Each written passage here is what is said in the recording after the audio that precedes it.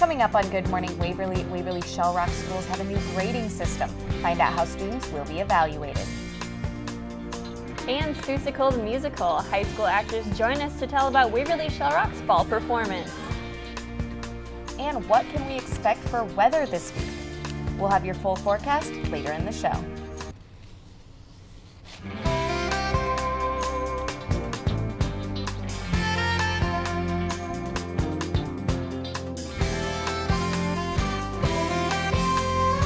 Happy Friday and Good Morning Waverly. Good morning, Waverly. I'm Jacqueline Schutte. And I'm Kelsey Bemis. We'll get to our local news in just a bit, but first let's take a look at your morning weather. Temperature outside is currently 29 degrees, relative humidity of 81%, slight wind 7 miles per hour from the south, and a dew point of 24 degrees. Now, as we carry on throughout our day, we will see it warm up. 36 degrees for the high at 9 a.m. Noon will see a high of 42. 3 p.m. we'll see a high of 47 for an overall high of 49 degrees. There will be a slight chance of rain after 5 p.m. tonight. Saturday we'll see a high of 53 degrees, mostly sunny there. Sunday also mostly sunny, but cooling down just a little bit, 46 degrees for the high there. Monday we have about a 20% chance of precipitation, so might be getting a few snow showers there, but 43 degrees for the high, so shouldn't stick around. So no snow yet? No, hopefully no snow yet. I mean, that's the chance of it could be rain, it could be snow, and we saw that this week too, and it was rain. So hopefully we'll get lucky with that again. That would be great. This week I sat down with some local vets and talked about their experience serving their country. All of these men have something in common, a shared experience, one that only a war veteran would understand. For World War II veteran Les Zelli, his story begins in Eisenach, Germany, Waverly's sister city. By the time we got to Eisenach, the Germans were pretty tired of war. Many of them were just very glad to see us. His military experience ended with a ring. Oh, that was a good part about the Army. I found my wife in North Carolina. For Vietnam veteran Ed Webena, he would not only face battles on the field, but also back at home. We had to walk past this one fence, and there was people there hollering at us, calling us everything they could, I remember them calling me a baby killer. We used to not even tell anybody that we even was over in Vietnam because people just didn't understand what we went through. And for Corey Stevens, his service in the military would lead to a lifelong calling to help others. Today, he wears 2 uniforms. One for the Waverly Police Department and the other for the U.S. Army. It was a great experience. There was a lot of scary times.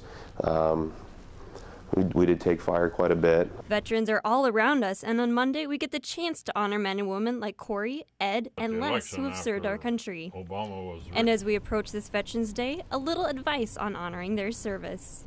Be there for them, tell them thanks, and listen to them. If they have something to say, listen to them. A simple thank you, for your service. This Monday, the WSR High School will honor Donald Nichols at their Veterans Day program. He was a Waverly native who was killed in Afghanistan. The program will be Monday at 10:30 at the high school. Congressman Bruce Braley visited with members of Retrieving Freedom this week to honor war veterans. Braley stopped by on Tuesday at the Retrieving Freedom Complex in Waverly as part of his Veterans Tour. It was his first stop of the day before going to Upper Iowa University in Fayette and a clinic in Decorah. The organization helps area veterans with service dogs to improve their quality of life. Waverly City Council passed a $7 million budget upgrade to Dry Run Creek. Improvement could eliminate the floodplain in 3 years. The channel would be widened and deepened to accommodate water from a 100-year flooding storm. The council will find out in 2 weeks if the state will grant the city a $3.5 million award to pay for part of the upgrade. The rest of the budget would be covered through property tax revenue and local option sales tax. This week's elections brought new blood into Waverly City Hall and Council.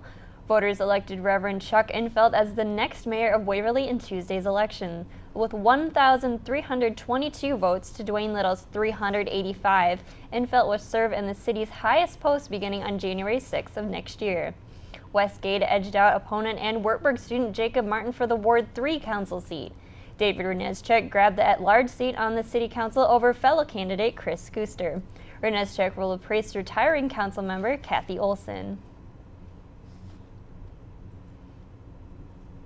And Waverly-Shell has started a new grading system that takes a closer look at how students understand subjects. WTV's Elizabeth Jewett tells us more about the middle school's new number-based grading system. The new grading system talks more about what your student can do, and more specifically about what they do that meets the standard. It's less vague than the ABC grading. The teachers of Waverly-Shell Middle School made the decision last year to test out a new standards-based grading system, and because of its success, decided to implement it through grades K through 8. The system focuses on a student's understanding of necessary concepts according to the student's grade level. And we use a 3-2-1 scale in which we decided they're either meeting the standard, partially meeting the standard, or not meeting the standard. Many teachers agree that the new system gives students a second chance and allows kids to see what they excel in and what they need to improve on. Really sharing the ownership of learning with them, because ultimately they're the ones that have to learn, and they make the decision and the choice if they learn or not. Many parents of the students have had a hard time understanding the switch because it is so different from the original ABC grading system. Teachers say they have seen an immense improvement in the motivation of their reluctant learners. These students are able to focus on improvement rather than a letter grade. At the end of the day yesterday, they were saying there's no doubt this is the right work. Our kids are learning more than they've ever learned. We're better teachers than we've ever been, but we feel our teachers really care about our kids. The teachers of Waverly-Shell Middle School are continuing to build upon the new grading system and look forward to seeing their students' learning improve through it. And coming up next on Good Morning Waverly, the Waverly Chamber Orchestra. We will speak with orchestra leaders about the musical group's upcoming season. And get your full weekend forecast in 2 minutes. Stay with us. Welcome back to Good Morning Waverly. Now we'll take a look at your weather outside this morning. The high is currently 29 degrees with a relative humidity of 81%. Now there is a 7-mile-per-hour wind from the south, dew point of 24 degrees there. And as we carry throughout the day, it is going to warm up. We'll see 36 for your high at 9 a.m. Noon we'll see a high of 42. And at 3 p.m. we'll see a high of 47 degrees there. Overall high of 49, about a 20% chance of showers after 5 p.m. tonight. But those showers shouldn't stick around. We'll see a high of 38 degrees there. Slight wind picking up there, 10 to 17 miles per hour. 4:55 for your sunset, so it's getting a little earlier with that daylight savings time. And as we head into tomorrow, we'll see a high of 53 degrees there. Mostly sunny, wind once again 10 to 17 miles per hour. Sunrise of 6:54 a.m. Carrying throughout the weekend here, we'll see it drop slightly, 46 degrees for your high on Sunday. Mostly sunny there, high of 43 degrees on Monday. Some slight chances of precipitation, about a 20% chance there or so. But as we carry throughout the week onto Tuesday and Wednesday, shouldn't see those chances of rain there. We'll see about a 31-degree high for Tuesday and Wednesday, a high of 36. Back to you, Jackie. Thanks, Kelsey. The Wartburg Chamber Orchestra has joined the Waverly and Wartburg communities together to perform their music for their second year. Here to tell me about their upcoming concert and the orchestra are conductor Dr. Dana Kapunas and organist Caitlin Eaton. So, Dr. Kapunas, why was the orchestra formed last year? Well, we wanted to get everybody an opportunity to play. So, we have already, of course, the Wartburg Symphony, Wartburg Community Symphony, which is our main group. And we wanted to give a chance to everybody in the community to play. So we formed the second orchestra, Wartburg Chamber Orchestra. And Caitlin, why do you have an interest in participating? This year they're doing a piece that requires an organ concerto part, and Dr. Kapunas approached me and asked me if I would come and play, and I was more than happy to do that for another opportunity to perform. And what's the importance of bringing the Waverly and the Wartburg communities together? Well, we want to open up our doors to everyone. So we want everybody to have a chance to play with the orchestra. Also, another reason for the orchestra to be there is we want our students to have a leadership role with an orchestra. So we're going to have a student soloist, Kaylee, play organ with us. Also, sometimes we have a young student conductor who wants something to conduct. So when the orchestra is there, they have a chance to conduct the orchestra. Also, we'll be performing a world premiere of a piece that's written by one of our recent graduates. So Chelsea Kamschlis, who graduated last semester, she'll be there and she'll say a few words about her piece, and then we'll play this music for everyone. Why is that important to include people from the community like that? Well, we want to see First of all, we want to see them connect with Wartburg, and then we want to see them make music, and we want everybody to have a chance to do something really exciting. We actually have, I think, 8 high schoolers play with our orchestra, and it's an incredible chance for them to be part of a college orchestra. What kind of aspect does having high schoolers in the orchestra, what does that bring to the group? It's a lot of fun. They come in and they're so excited, and there's a lot of energy and a lot of fun. So I love that. With the symphony, we're really serious. So we come in there and it's very serious, hard work. With the chamber, it's also a lot of serious, hard work, but it's a lot of fun also. So it's just sometimes, you know, something funny happens in the rehearsal, and everybody's really excited, and I'm excited, and it's just fantastic. It's a little bit different kind of work. Music is great still, but it's more fun, and there's more energy and excitement. And Caitlin, when do you start preparing for this concert? As soon as I can get music. I got music, a couple weeks ago? Like 2 or 3 weeks ago. So as soon as I get it, I start practicing. And how many people are involved in the show?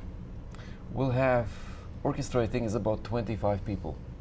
We also have some soloists. We have, of course, Kaylee's playing organ, and we're going to have Dr. Jennifer Larson, our voice faculty, sing on one of the pieces. Do you have students from other schools? Well, we have several high school students, and then everybody else is a Wartburg student. We also have a new member of the orchestra who is a Wartburg graduate. She plays cello for us. Also, we're going to have one of our recent graduates join us, Chelsea Comschließ, and she's going to come from Colorado, where she's a graduate student now. And she's going to speak a little bit about her piece that we're premiering. Do you welcome people from all ages to go to this concert? Oh yeah, everybody should come. Everyone. What's the community's response to when they come to this concert? What do they think about it? They're really excited, and they love it, and they're really, really excited. Of course, the parents of the students that play in the orchestra, they come, and they're very supportive. So I heard nothing but extremely positive things about the orchestra and about their children having a chance to participate. And then once again, when is that concert?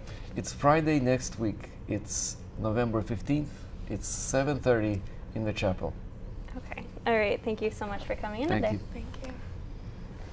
And coming up next in Good Morning Waverly, diabetes awareness. 3 Wartburg students tell their story about what it's like living with the disease in college. And 2 WSR students will be in to tell about the fall musical, Seussical. Stay with us. Every year, the American Diabetes Association dedicates the whole month of November to diabetes awareness.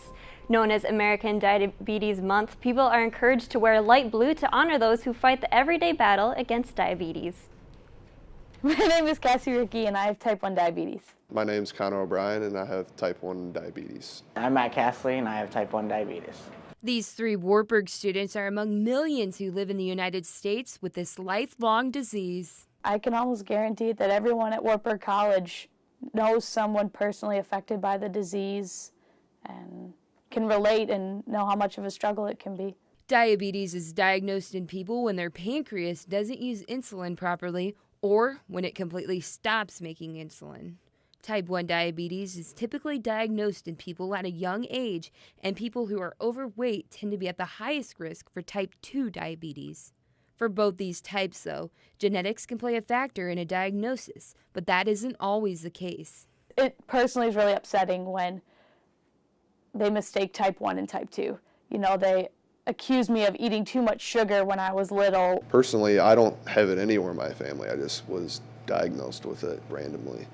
Nearly 26 million adults and children in the United States have diabetes. It is important to keep their blood sugar at a healthy range to avoid health risks. They do this by taking their insulin, eating right, and exercising. People don't know the disease unless they live it. The highs and lows. People always, when I say I'm low, they're just, oh, do you need a shot? No, I need something to eat. Cassie, Connor, and Matt all have experiences playing sports at the college level. Although having high and low blood sugars may sometimes limit their performance, they have learned what they need to do to get back in the game. Shots and finger pricks and fruit snacks, it can be a struggle, but it's not terrible because I've had it for so long. I've been playing sports for so long that I know basically how my body's going to adjust. You know, when you're low or high, you're not playing up to par what you know you can, and then it's frustrating. To this date, there is not a known cure for diabetes, but as research continues, promising advances give those living with this disease vision of a day that is free of finger pricks and shots. I just don't want people to think this disease defines us. It's something that, you worry about every single day for the rest of your life. That's hard. Well, I mean, even if you do everything right, it's going to be higher or lower than what you need it to be or want it to be, I guess. Ashley said that the 3 students she talked to have all had diabetes for many years and that one was diagnosed when he was just 22 months old. Ashley herself has type 1 diabetes and has had it for 9 years. And coming up next on Good Morning Waverly, Dr. Seuss's classic children's story is translated into a musical at Waverly-Shell this weekend. We'll hear from the performers. And the Holiday Shop, find out how you can share the Christmas spirit in your community.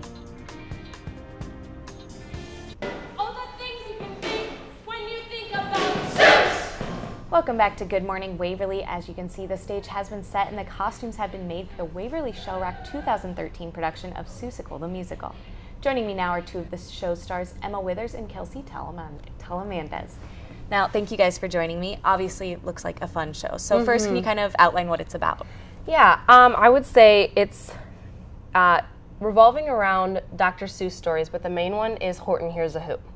So the big story underlying this is Horton the elephant finds a speck of dust that has little people living on it. And throughout the whole play, he's protecting it, and he runs into lots of trouble along the way where people try to take it from him. This is one of the main characters on the speck, and I am kind of the narrator that walks people through this whole story. Okay, and JoJo, correct? And then your Cat The in the Cat Hat. in the Hat. Yep. So why did you each have an interest in those particular parts? I knew that it'd be really fun to play a kid. I thought that being a kid would be kind of fun because Dr. Seuss is meant for kids. It's a kid's book. And so I knew that I could be really creative with the character. And it's a blast because it's such a fun musical and there's so much to do with it, with being creative and having fun. Mm-hmm. And for the Cat in the Hat, there's such an interesting dimension with being the Cat in the Hat. I get to interact with the audience and actually go out and kind of talk to them certain times, and so I just loved having the opportunity to break that fourth wall with the stage. Okay, and what's been the most challenging part of preparing for this show? Probably the music. There's a lot of music that goes on throughout the entire show. The styles change constantly, the key signatures change constantly, and to line it up with the pit. Yes. And the entire ensemble has presented its lines challenges. are said with music, so it's been a challenge, but it's been really interesting and very cool. And have you guys both participated in plays as well as the musicals? And how is, the music obviously, but how else is that kind of different to prepare for the different There's a shows? lot more people yes. in musical than in a play. And so there's that dynamic of a large group setting, which, you have to keep people under control, you have to keep people in unison. Yeah, I mean, there is a lot of people, and you're adding the element of music, plus a much larger set and a much larger audience, I think, for sure. Okay, and what do you guys enjoy most in this? I love the fact that you get to spend a lot of time with your closest friends doing the thing that you love 3 times a week. It's been one of the things I've loved about high school that I've cherished all 4 years. And I would say just seeing the transformation on stage. There's never just like one thing where it clicks. It's such a process. But to see how people take their characters and run with it, to see the set become beautiful, and then finally to see the audience file in is just really, truly magical. Okay, and you're both seniors this year, is that correct? Yes. Yeah. So how do you think that'll kind of impact you and the other seniors' performance, your final one? I think that we're going to give it our all, definitely. I mean, a lot of us have been doing this, and we've been together, and we've enjoyed it. We've seen how we've watched other seniors blossom, and so we know that this being our last time, we're going to give it our best and enjoy it while we endure it. So I think it's going to be special. Okay. Really special. Yeah. And for those interested in coming, how much are are the ticket prices? Tickets are $7 for adults and $3 for students, and they were able to be pre-bought at the high school, but there's also plenty of seats left, so they can buy at the door too. All right. Well, thank you guys so much for Thanks joining for having us. Now make sure to check out that show tonight at 7:30, tomorrow night at the same time, or Sunday at 2:30. The show will be located in the Rada Auditorium at the high school. And coming up, weekend events. Good Morning Waverly will help you plan your days off. And help spread the holiday cheer with Holiday Shop. We have the details in 2 minutes. Welcome back to Good Morning Waverly. Friends of the Waverly Trails will be hosting a candlelight walk this Saturday from 5 to 7 p.m. Participants can enjoy a candlelit stroll on a mile of the trail beginning at Quick Start East and 400 East Bremer Avenue in Waverly. Trail volunteers will place 400 luminaries to light the way for walking. Complimentary hot cocoa will also be available. And the social work department is once again gearing up to bring Christmas joy to those less fortunate. Wartburg's annual Holiday Shop program will provide toys to around 900 kids just this year alone. The event is set to take place December 9th and 10th at Redeemer Church. Toys, books, and winter clothing were all offered at last year's event. The families are pretty priceless. Just knowing that when they leave the shop, that may be all that their children receive for Christmas, and knowing that even that little bit will put a smile on their kids' faces and brighten up their days. That event is so special. I was there last year, and they just had mounds and mounds of toys. There's a ton of toys. It's almost amazing how many they actually get. And for those who want to volunteer, there'll be signs in the Mensa and the churches around town. There'll be the trees, and you can buy those presents. So such a great cause. It is. Now we'll take a look once more at your 5-day forecast. Now, as we look at tomorrow, we'll see a high of 53 degrees there, mostly sunny. Sunday also mostly sunny, 46 degrees, and after that it's going to continue to cool down for the rest of the week. Thanks again for watching Good Morning Waverly. We hope to see you again next week. Have a great day, Waverly.